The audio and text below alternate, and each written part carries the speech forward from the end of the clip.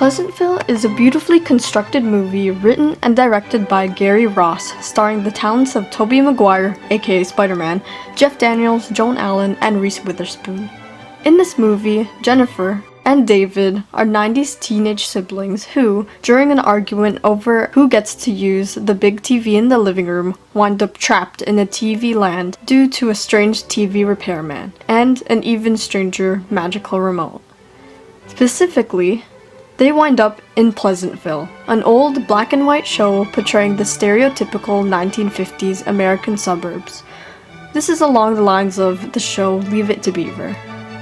David is thrilled because it is his favorite show. It is a happy world where nothing bad ever happens, as a contrast to David and Jennifer's unstable home life. Jennifer, being more of a party girl, or a rebel, finds Pleasantville incredibly dull and wants to liven up the place. Still, they both want to get home, and David wants to do this without upsetting the community. Their presence winds up throwing the heavily idealized world into chaos. As things become less idealized and more like the real world, they begin to show up in color instead of black and white. People cease to be monochrome whenever they stop saying nice and snug things within their boundaries and break out, displaying inner truth about their character. This movie is interesting in itself. However, this is especially true when viewing this movie through the psychoanalytic theory. The psychoanalytic theory is one such theory heavily based upon the ideas of Sigmund Freud. This theory can be interpreted through two standpoints. One is through viewing the theory through the creator's point of view, or by viewing the characters within the story itself. The psychoanalytic theory is able to explore the ideas of the unconscious mind. The development of the unconscious mind is one such valuable theory that is used to reveal a person's stage of thinking. This theory states that the mind consists of the id, ego, and superego. The id is based on the pleasure principle, disregarding reality as well as the needs of others to satisfy only one's own self. The ego is based upon the reality principle, working out realistic ways to satisfy the id's demands, often compromising or postponing satisfaction. The superego consists of one's morals, the conscience that dictates our actions as either right or wrong. One such psychoanalytic standpoint one may draw from this movie is the analysis of David's unconscious. So our thesis is, David operates with the superego upon initially entering Pleasantville, but as the movie progresses, he inevitably operates from the ego by indulging within his id. When David initially enters the monochrome world, it is evident that he operates to meet the demands of his superego. To begin with, David goes out of his way to play along with each episode he is currently in.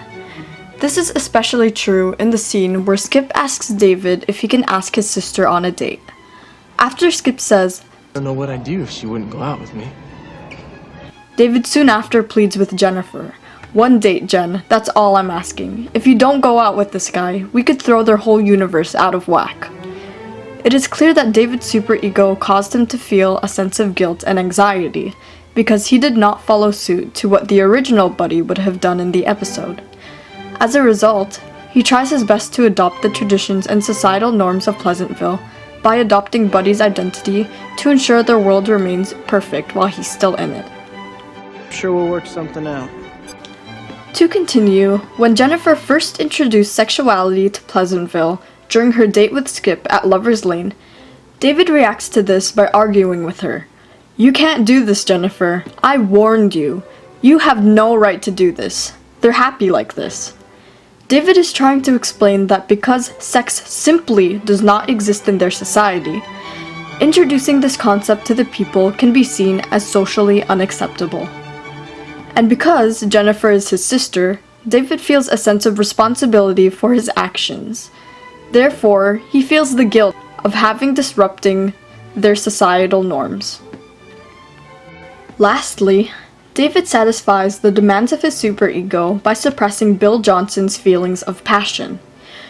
In the burger joint, Bill questions his purpose in life and is saddened that he has to wait until the Christmas season every year to do what he truly loves, painting. However, Rather than encouraging Bill to pursue his passion, he does the complete opposite. Breathing deeply, he says, "Look, you can't always like what you do. Sometimes you just do it because it's your job. And even if you don't like it, you just gotta do it anyways."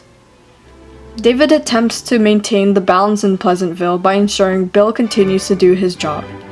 He even tries to avoid the situation completely by saying, "I think you should try not to think about this anymore," hoping that Bill forgets these feelings of sadness. Overall, David is satisfying the demands of his superego by following their societal norms within Pleasantville. When David comes to a realization that the monochrome society Pleasantville once existed as is not as perfect as he initially thought it out to be, he eventually encourages colors to appear by satisfying the id of those around him, as well as himself. This is clearly demonstrated in the scene where Bud's mother is being harassed for her color by a group of uncolored boys. Bud, infuriated by this harassment, stands up for his mother by punching one of the bullies in the face. In turn, this action leads to his full being turning colorful. When viewed from the animal world, aggression is used as a defense mechanism to ward off predators or competition. By satisfying his aggressive tendencies, he disrupts Pleasantville's societal norms, since Pleasantville has never experienced any violence before. Furthermore, after all the new Pleasantville laws are established in the court, the audience can witness David blatantly submitting to the desires of the id. As David reads through the newly established laws, he comes across a law which restricts the variety of allowable music. David clearly does not care about the laws, as his reply to Lisa Ann's comment, "You're not allowed to do that now," is, "Sure you are." David gives in to his id, disobeying what's right and neglecting any consequences in order to satisfy his own pleasure principle. He intentionally goes against the law, which are meant to restore peace to Pleasantville, in order to make himself feel better. Lastly, one defining moment displaying David's id was painting a large mural onto the outside of a building with Bill Johnson. The duo used paint colors strictly forbidden against the law of acceptable colors, black, white, and gray. When assessing symbolic meaning behind the color choices, one may draw that the colors in the painting represent the release of all concealed id desires being portrayed. To continue, he also depicts images defying the law within the painting itself. The mural contains images of inclement weather, books, fire, sexuality, music, and even the forbidden lover's lane. David knew that these images would be in full view of the public and would cause outrage throughout the town. However, regardless of the consequences, David continues on to paint the mural. In the end, since color is symbolic to the desires of the id, David and Bill Johnson reveal all their unconscious desires through the mural. Painting the mural is arguably his utmost defiant behavior throughout the whole movie, which inevitably leads to the operation of his ego. To start, David demonstrates behavior that meets the demands of both his id and superego when defending his actions in court with Bill Johnson. When questioned by the mayor for his reasoning behind the mural, he starts by saying, "I know you wanted to stay pleasant around here." In the first half of this quote, David acknowledges the importance of having rules in Pleasantville in order for their society to function. This satisfies the demands of the superego, striving to meet rules in their society. He also says this to act out of morality, to gain the approval from the mayor who is in a position of authority. However, he continues on to say, "But there are so many things that are so much better, like silly or sexy or dangerous or wild or brief." This statement satisfies the demands of the id, the part of the unconscious that operates the desires for lust and passion. David tries to explain that Pleasantville doesn't need to be pleasant, which is basically only following their old rules and traditions, but their society can prosper by also indulging in strong emotions. David finishes by saying, "And every one of those things is in you all the time if you just have the guts to look for them." He knows that if he lets things stay the way they were, Pleasantville will forever remain the same black and white society, meaning that everything would go back to being calculated and nothing would ever be spontaneous. He believes the society is too robotic and wants everyone to have a sense of their own identity. To prove that everyone has an identity of their own, David rebelled against the newly formed laws so the citizens would have a way to find it themselves. He showed this through exposing his father's emotions to himself, which inevitably turned him into color. This demonstrates the operation through the ego, because he's standing up for what he believes is morally right, but also expresses the importance of emotions that may be deemed as unpleasant. Once the conflicts in Pleasantville have been resolved and the town is filled with color, David ultimately decides to go home, where he discovers his mother distressed crying at the kitchen table. He decides to comfort her and listens to the troubles his mom has encountered.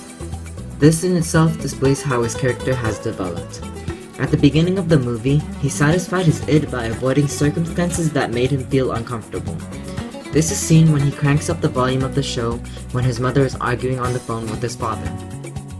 However, at the end of the movie, he's able to face these feelings of uncomfort by actively seeking out pleasure by connecting with his mother. Providing her with comfort also satisfies his superego as well.